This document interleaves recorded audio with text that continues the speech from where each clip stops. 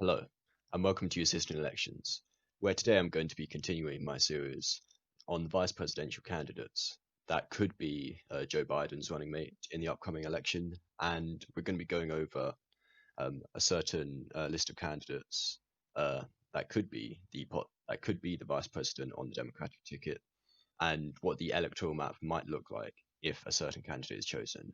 And today we're going to be going over what might happen if Gretchen Whitmer, the current Democratic governor of Michigan, is the VP pick that Joe Biden goes for. And a little history on Gretchen Whitmer. She's been in the Michigan State House since 2000. Then she ran for state senate, and I believe she was the Democratic leader in the state house for a period as well.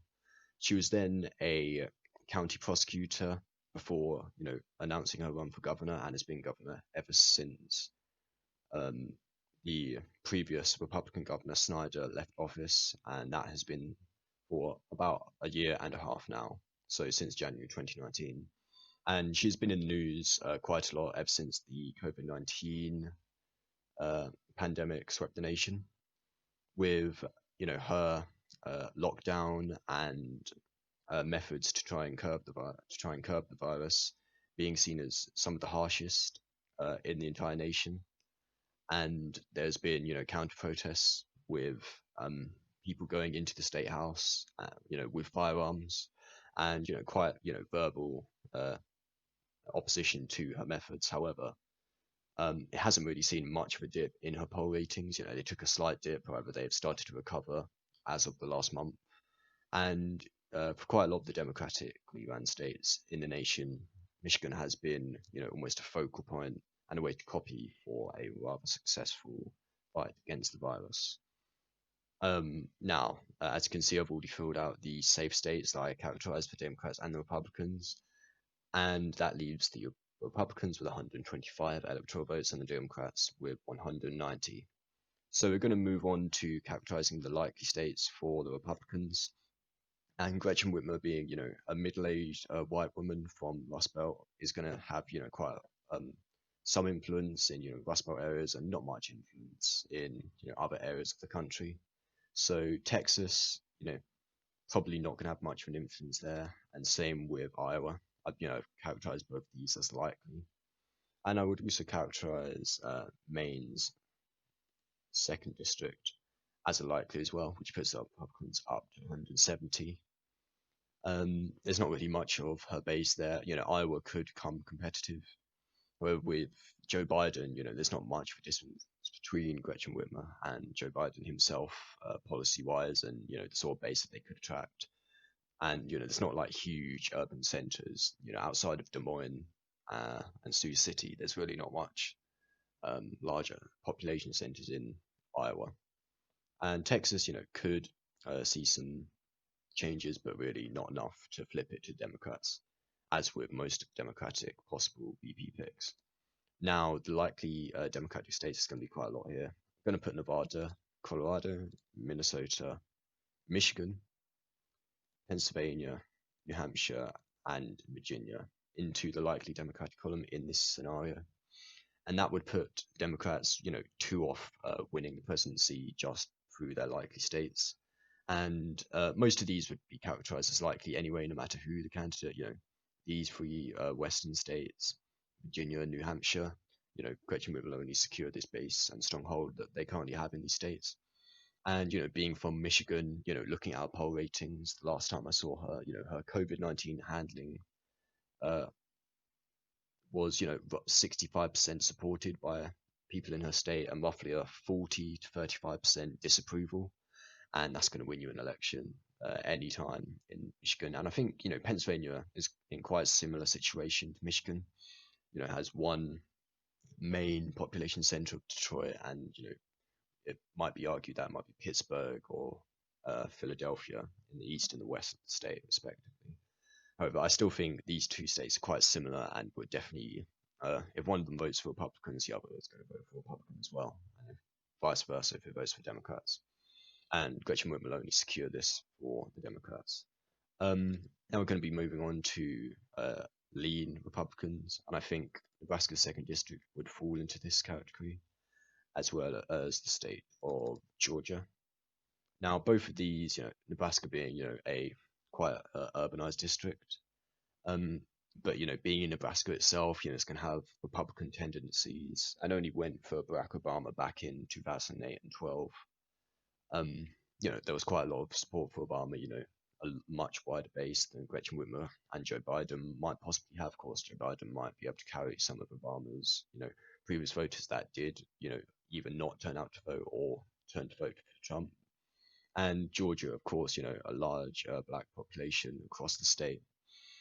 Gretchen Whitmer is not the sort of person any that definitely couldn't multiply any effect that Joe Biden already has on these um, residents and voters.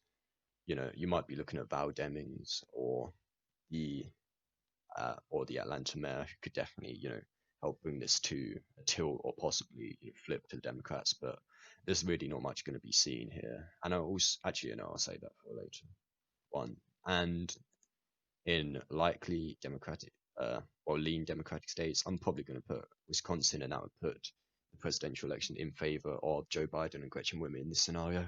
Of course, Wisconsin, borders Michigan, Michigan's Upper Peninsula, and quite a similar state.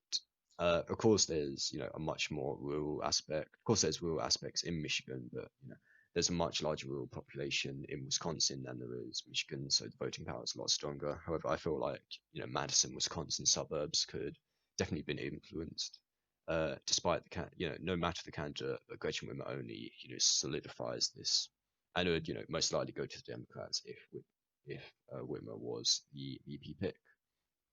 Uh, so let's see where the rest of the states, even though it doesn't really matter, it would be interesting to see what.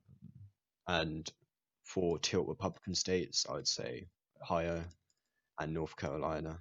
And for the tilt Democrat states, I would go Arizona. And as of now, and as of the start of July, I would put Florida as a tilt Democratic state as well. Ohio and North Carolina, both rather solidly went for the Republicans, and I can't really see a flip. Respectively about 10 points, 10-point margin of victory for Trump in both of these states. And I can't really see those flipping. Ohio might, I was thinking about putting Ohio in a lean Republican, possibly even likely.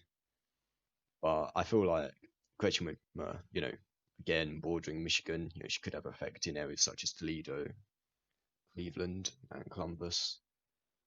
Cincinnati as well, quite a lot of urban areas in Ohio. She could, have an effect there, but in the end, large rural population and, not heavily urbanized areas of Ohio will definitely win out. And the same with North Carolina, again, quite similar to Georgia, but there seems to be more democratic tendencies in the state of North Carolina. And that is, but, not enough to surpass, possibly with another VP candidate. Whitmer herself could definitely not help Joe Biden in that state. And Arizona and Florida, both seeing recent trends towards more so Arizona. If anything, I would probably put Arizona as a lean state in this scenario. Arizona is going so far to the Democrats recently. It's almost crazy that Donald Trump won this state by roughly 4 to 3 points in 2016. At the moment, I can only see it going to the Democrats. However, this is an exchange for them losing a hold in some of the Rust Belt states. But, with a Rust Belt VP candidate and a Rust Belt friendly presidential candidate in Joe Biden, they could definitely hold on to this area and, possibly win back some ground that they lost due to Trump's victory in these, groups of states. And Florida, I still think this one would go either way when it actually comes down to election day. Of course, quite a lot of elderly people, definitely been worried of the coronavirus and the impact that it might have on them. And, a lot of heavily concentrated, retirement homes in areas across the state.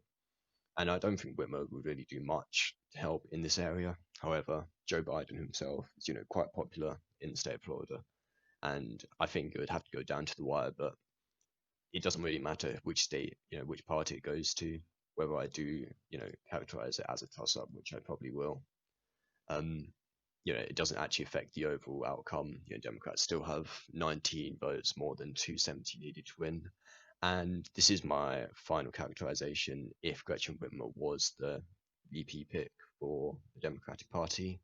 And, this is going off, recent polling data as of the start of July. This could definitely change when it goes into November. But, as of today, this is where I could see where, the final electoral map definitely being handing the Democrats a somewhat narrow victory. A somewhat narrow victory. So thank you for watching. Hope you enjoyed. Remember to like, comment, and subscribe, and I'll see you all again soon.